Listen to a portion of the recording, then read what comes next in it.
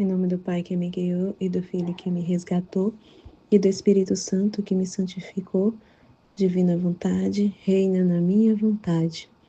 Leitura da vida de São José, revelada à abadesa Maria Cecília Bage. Do desaparecimento de Jesus até a morte de José. O desespero de José com o desaparecimento de Jesus. José era absoluto respeitador da lei transmitida por Deus a Moisés, como já visto. E como rezava a lei, deveria dirigir-se anualmente ao templo em Jerusalém por ocasião das solenidades da Páscoa judaica. Tendo Jesus completado 12 anos, era seu desejo comportar-se como o verdadeiro Filho de Deus e também como o Messias prometido na lei. Para isso, era necessário que fariseus, escribas e doutores na lei conhecessem sua divina sabedoria e tomassem conhecimento de quem era. Por tais motivos, naquela ocasião muito especial para os judeus, José dirigiu-se ao templo, acompanhado de Maria e Jesus. E caminhava contente e orgulhoso, em razão de conduzir duas grandes personagens. Durante aquela viagem, fui aquinhoado com muitas satisfações, seja pelas palavras de Jesus, seja pela grande alegria observada nas pessoas que acidentalmente encontravam. Era de fato surpreendente e admirável ver a graciosidade e imponência mostradas pelo Deus menino, transmitindo a todos grandes alegrias. Muitos dos peregrinos encontrados nominavam José de Felizardo, homem de muita sorte em ter um filho tão maravilhoso. Muitos até mesmo interrompiam a caminhada e falavam com eles, somente com a intenção de ficarem admirando o muito lindo e amável Jesus. Naturalmente, agradavam muito a José essas homenagens, e ele olhava para o menino como sendo seu mais rico e mais precioso tesouro. Por outro lado, essa sua alegria era acompanhada de certa tristeza, pois o via caminhando e temia que ele pudesse cansar-se excessivamente e também sofrer na viagem. Tinha mágoas em seu coração ao pensar na natureza frágil e delicada de Jesus. Muitas daquelas pessoas fizeram inclusive alguns ácidos comentários a respeito, pois achavam Jesus de nobreza imponente, como que nascido de ascendência real. Alguns até mesmo criticavam José em razão da pouca caridade e amor dedicados àquele seu tão maravilhoso filho, uma vez que permitia que caminhasse tão longo percurso. Tais palavras feriam profundamente o coração do santo, embora não mostrasse qualquer perturbação ou intranquilidade consequentes. Mas interiormente sentia-se muito humilhado, embaraçado, constrangido e confuso, e se calava. Dizia então para Deus: ó meu Deus, Pai do meu tão querido Jesus, sabeis quanto eu desejaria prestar todas as honras ao vosso unigênito, mas em razão de vossas ordens, ele deverá sofrer. Eu nada mais posso fazer a não ser obedecer-vos e manter-me em silêncio. Fazei, pois, com que ele seja honrado e também exaltado por todos, e que sua santificada natureza humana não necessite passar por tantos sofrimentos nesta viagem tão longa. Mas apesar dos pesares, o santo se sentia muito alegre, mais do que habitualmente, por poder ir ao templo, embora não atinasse exatamente porque o Senhor fazia com que assim se sentisse. Não sabia ainda quantos sofrimentos teria durante os 3 dias que Jesus permaneceu desaparecido. Chegando em Jerusalém, foram imediatamente para o templo, onde já estavam em curso as solenidades comemorativas da Páscoa.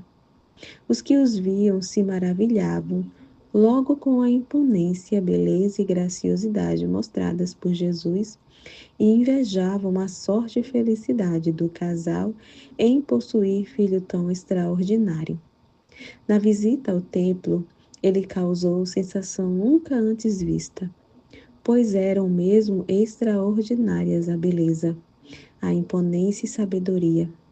José também estava mais alegre e orgulhoso do que nunca, e por isso rendia suas graças ao Senhor pelos muitos favorecimentos concedidos. Já foi dito que ele, uma vez, no interior do templo, era de fato muito agraciado, especialmente na companhia de Jesus. E enquanto o menino mantinha colóquios religiosos com o Pai Celeste, acompanhado de sua mãe, o santo foi acometido de um êxtase, sublimado, aliás, nesta ocasião, quando pôde entender que passaria por uma grande atribulação. Em meio à sua grande alegria, essa componente amarga lhe causou grande preocupação. Todavia, não lhe foi revelada a natureza da mesma, mas ele se mostrou logo preparado para atender à vontade do Senhor e sofrer as consequências supervenientes, dizendo: Ó meu Deus, estou preparado para tudo. Fazei de mim o que seja de vosso agrado.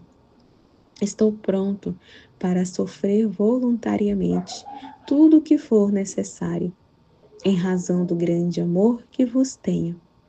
Jesus estando comigo, nada mais poderá atingir-me seriamente, pois sua tão amada presença é suficiente para minha total alegria e completa satisfação.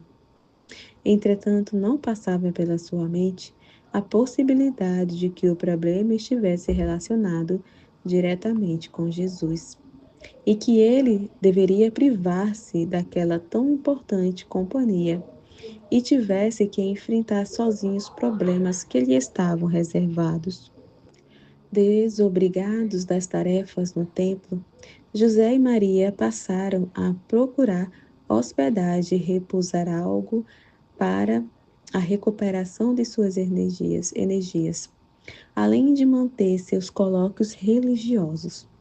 Contrariando seus hábitos, José nada comentou com Maria sobre o acontecido com ele, mantendo apenas para si as preocupações respectivas. Depois de convenientemente alojados, foram algumas vezes mais ao templo, atendendo aos costumes regionais. Terminadas as solenidades religiosas da Páscoa judaica, deveriam agora retornar a Nazaré. Na volta para a hospedaria em que se encontravam, Maria caminhava junto a algumas mulheres devotas. José, de lado, formava outro grupo com amigos e conhecidos. Embora separados, conversavam sobre Jesus e suas extraordinárias qualidades. Maria com suas amigas, José com seus companheiros. Maria acreditava que Jesus estivesse com ele e José. De sua parte, pensava que o menino estivesse junto dela. Por isso, não tiveram qualquer preocupação a respeito, certos de que ele também se dirigia à hospedaria. Na verdade, estavam alegres e satisfeitos individualmente, seguros de logo encontrá-lo e ansiosos por suas palavras. José chegou primeiro à estalagem e lá permaneceu à espera de Maria e Jesus. Chegando, ela imediatamente lhe perguntou sobre o menino, enquanto que ele agia dessa mesma forma. Ambos ficaram então muito preocupados, pois cada um deles tinha para si que ele se encontrasse com o outro. Perguntavam a várias pessoas que também retornavam do templo se por acaso teriam visto Jesus. Ouviram somente negativas. Ninguém conhecia seu paradeiro. É impossível descrever o sofrimento e a preocupação intensa que assaltaram então Maria e José, na ausência de Jesus. Maria era quem mais sofria, embora com maior contenção, pois exteriorizava menos as suas aflições. À medida do tempo e das negativas que ouviam de pessoas as quais perguntavam por ele, crescia desmensuradamente a ânsia de que estavam tomados em razão daquela prolongada ausência de Jesus. Era mesmo de tal porte que não mais podiam ter qualquer sossego. Embora fosse natural nas circunstâncias, passaram toda aquela noite chamando e clamando por ele no mais íntimo de seus corações.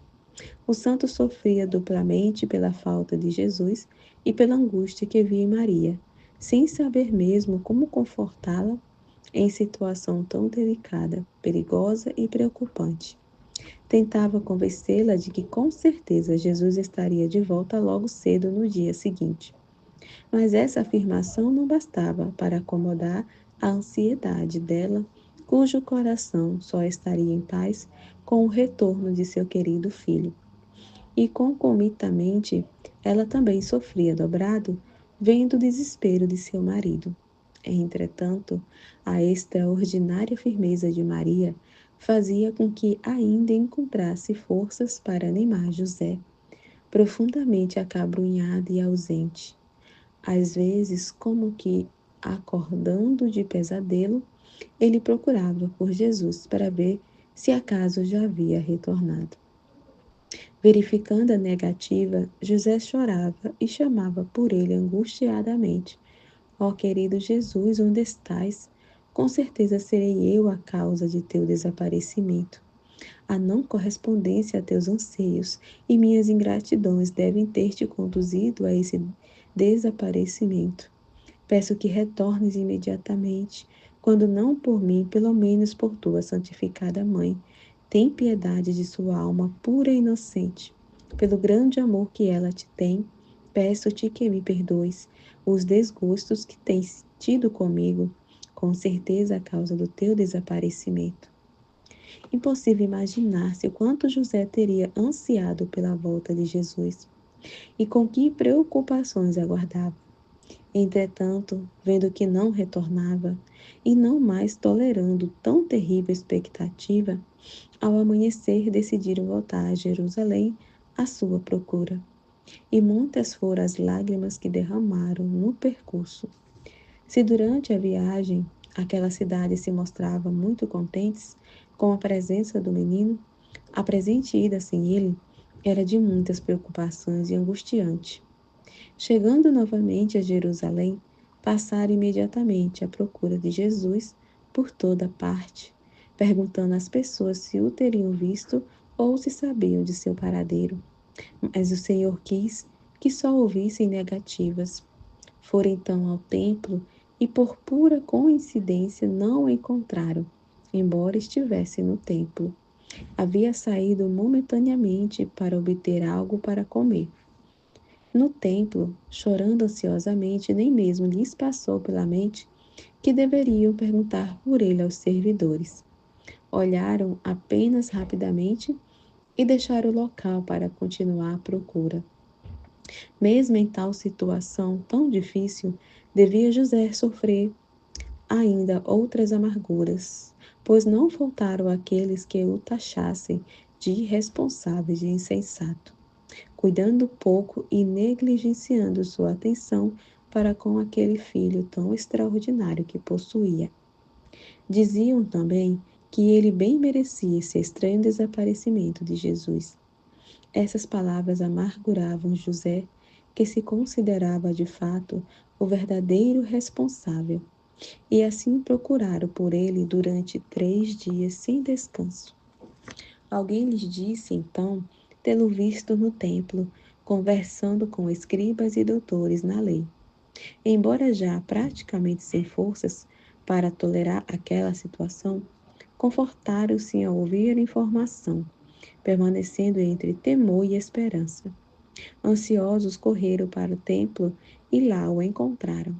Durante aquele longo período de 3 dias, Privado da tão querida presença de Jesus, o santo jamais perdeu a paciência. Entre dores e grandes preocupações, mas no auge de suas aflições, ainda encontrava forças para abençoar o Senhor, que lhe concedera energia para enfrentar aquela tribulação tão grande. Interiormente, nunca deixou de exercitar atos de virtude e de resignação no atendimento da vontade de Deus. O encontro de José com Jesus. Chegando ao templo, carregando a imensa expectativa do encontro de Jesus, lá entraram e puderam vê-lo. Estava entre os doutores na lei e com eles discutia com muita vivacidade, sabedoria e graça. José e Maria permaneceram parados em silêncio, ouvindo suas palavras. E a alegria de que foram tomados era tão imensa que compensou as amarguras passadas. E eles tiveram até momentos de extrema doçura naquela observação do menino. José quase teve um desmaio, só de poder ver novamente seu tão querido Jesus. E passou imediatamente a louvar e agradecer ao Senhor que permitira que achasse um menino. Seu espírito rejuvenesceu e ele se sentiu mesmo mais eufórico do que o patriarca Jacó ao saber que seu filho José vivia e era vice-rei no Egito. É também impossível contar quais os sentimentos do santo ao ouvir aquela extraordinária sabedoria mostrada por ele frente aos seus interlocutores. Observava claramente que eles, e mais servidores graduados do templo, o ouviam maravilhados e estupefatos pela sabedoria e extrema graciosidade mostradas pelo menino. Com inusitada satisfação, José dizia para si mesmo: finalmente Jesus será agora conhecido e reconhecido como o verdadeiro Messias que é. Como poderão todos resistir a essa evidência e a não amá-lo como tal, se ele lhes explica as Escrituras com extrema sabedoria e graça, mostrando-lhes assim que o Messias já está presente? Como poderão eles não entender que ele é o próprio Messias da lei, que em tão tenra idade mostra admirável sabedoria, tanta graça e tão acentuadas virtudes? Ah, certamente espero que assim seja e que o meu querido Jesus seja aceito por todos como o verdadeiro Messias. O santo refletia dessa maneira em razão de seu grande desejo que ele fosse de fato reconhecido como o prometido e que todos soubessem também o grande benefício que isso representava e que se sentissem profundamente gratos ao Senhor. Entretanto, essas suas ambições não se concretizaram, pois o duro coração dos judeus e também todas aquelas sugestões divinas implícitas não causaram as impressões corretas naqueles corações tão endurecidos, cheios de soberba e de ambições. Entretanto, é preciso notar que o Senhor os iluminou nesse sentido, fazendo com que tomassem conhecimento da verdade irrefutável. E o fato de não o terem aceito como Messias repousara na exclusiva responsabilidade daquelas pessoas. Terminada a discussão de Jesus com a equipe do templo, o menino foi vivamente aclamado pelos presentes, dirigindo-se então ao encontro de Maria, que lhe disse: meu filho, por que agistes assim, fazendo com que tivéssemos de procurar-te assim tão aflitos? E ele a olhou de forma imponente, como que se os repreendesse por aquela desnecessária aflição. José permanecia em silêncio, taciturno, mas muito contente em seu interior por ter finalmente encontrado Jesus. Banhado em lágrimas e com imenso amor, não se cansava de olhar para ele. Muitos que se encontravam no templo naquele momento e que haviam ouvido as palavras do menino, foram cumprimentá-los pelo extraordinário filho que tinham, dizendo que deviam educá-lo convenientemente, pois demonstrava todas as qualidades necessárias para tornar-se um grande profeta e uma grande personalidade. Outras pessoas tiveram Maria por abençoada pelo Senhor, por ter dado à luz um tal filho. Outros mais diziam para José ser ele também um felizardo, digno mesmo de ser invejado. Por tudo isso, ele rendia suas graças a Deus e, em meio a todas aquelas afirmações elogiosas, humilhava-se e reconhecia sua insignificância, transferindo ao Senhor todas as glórias respectivas. Terminadas as louvações e a adoração, deixaram o templo e as pessoas encontradas pelo caminho também se congratulavam pelos mesmos motivos que repousavam em Jesus. E isso fazia com que o santo se humilhasse ainda mais, reconhecendo-se indigno daquelas homenagens todas.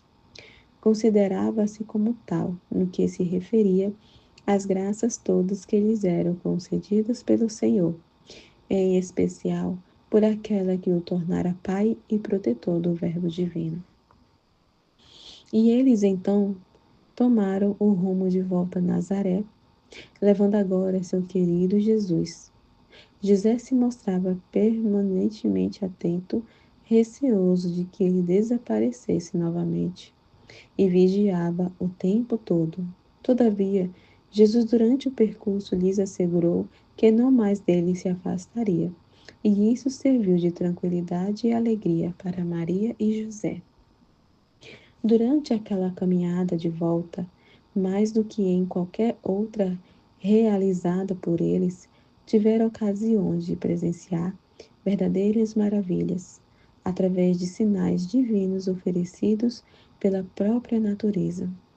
Eram constantemente acompanhados por bandos de aves cantando lindas melodias, e que saltitantes se dirigiam ao Criador com a intenção de obsequiá-lo.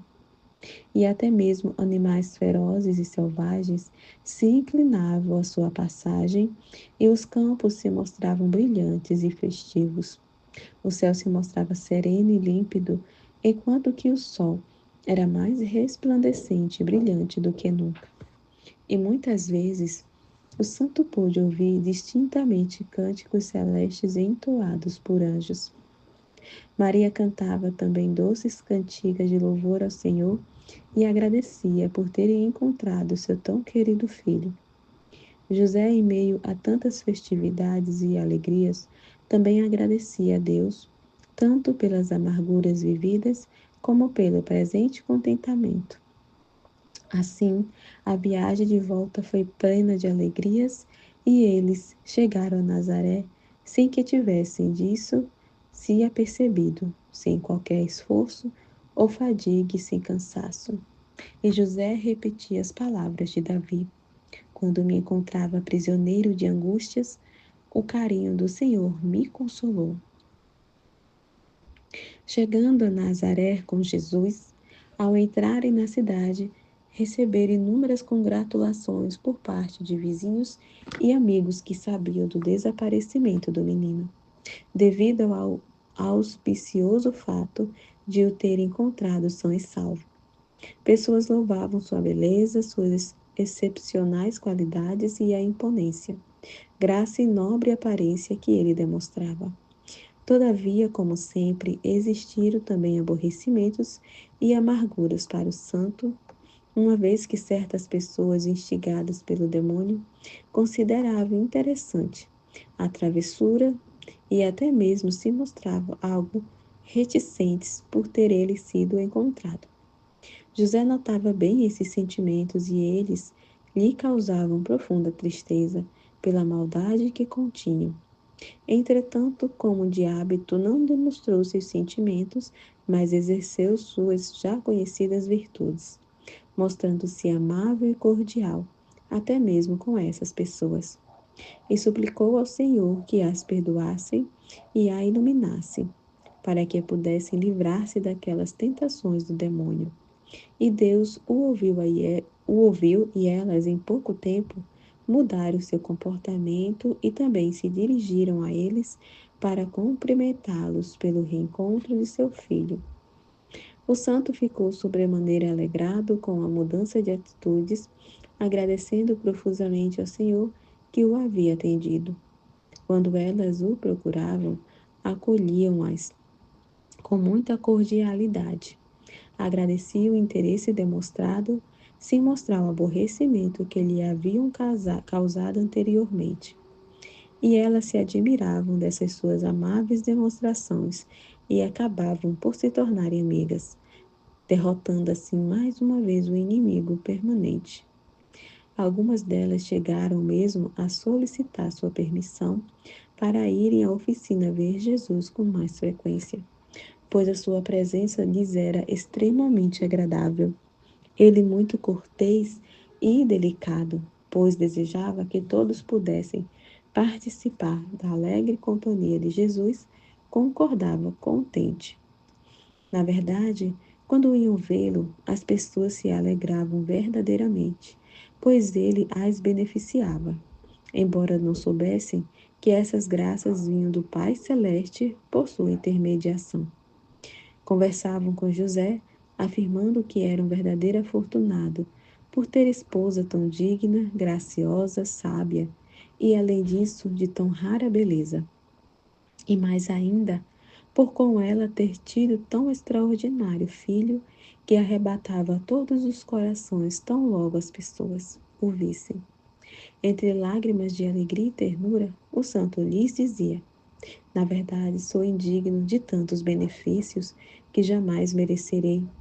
Assim, ajudai-me a agradecer ao Senhor por esses benefícios todos e para que eu possa corresponder com muito fiel servidão e exato cumprimento da sua lei. As pessoas se admiravam com tanta humildade e, mais ainda, porque ele jamais se queixara de sua extrema pobreza ou das afrontas todas que havia tido por parte de seus parentes, que lhe havia tomado seus bens de raiz. Existiam mesmo os que defendiam sua luta para recuperar aqueles bens injustamente perdidos, afirmando de que ele os poderia recuperar com facilidade, se assim desejasse. A esse José respondia estar muito bem como estava, vivendo contente em sua pobreza, que lhes bastava plenamente o que tinha e que estava muito satisfeito com as graças concedidas a ele pelo Senhor, seja Maria e Jesus, e dizia: com essas dádivas de Deus, sou bastante rico e nada mais tenho a desejar. Em outras ocasiões, respondia que o Senhor era a sua herança e que isso lhe bastava perfeitamente. Ouvindo, as pessoas se edificavam, admiradas com sua firmeza de propósitos, embora não faltassem também os que o julgassem irresponsável e doido, pois, podendo viver em conforto e comodidade, não dava importância a isso. Ele, contudo, não se ofendia e respondia que se considerava extremamente feliz em poder sustentar sua pequena família através de seu trabalho. Depois dessa afirmação, elas permaneciam em silêncio, aliás, muito apreciado pelo santo. Amém, Fiat.